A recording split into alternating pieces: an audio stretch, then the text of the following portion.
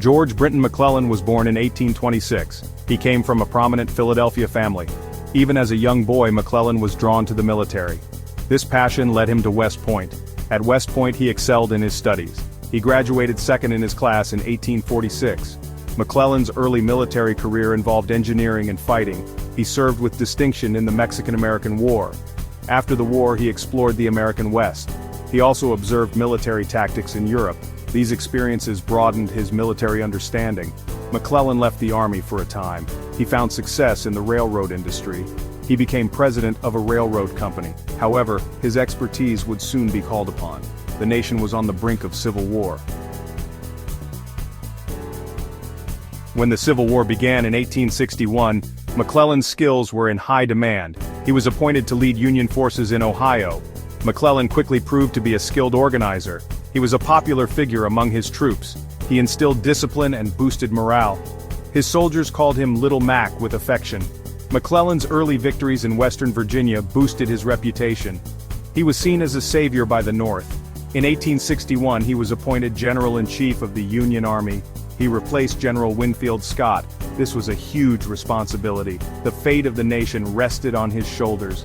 McClellan took his time to build a strong and well-trained army. He was meticulous in his planning. He was determined to avoid unnecessary risks.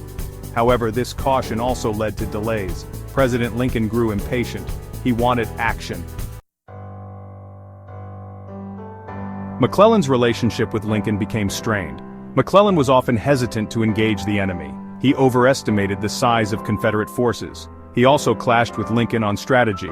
He opposed the bolder moves that Lincoln favored. The Peninsula Campaign in 1862 was a turning point.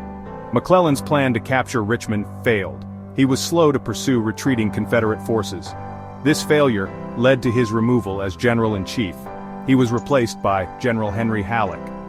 Despite setbacks, McClellan retained the support of his troops. He was reinstated as commander of the Army of the Potomac. He led the Union Army at the Battle of Antietam. This was the single bloodiest day in American history. After Antietam, McClellan was relieved of his command for the final time. His slow pursuit of the Confederates angered Lincoln. McClellan's military career was over. However, he remained a popular figure among many in the North.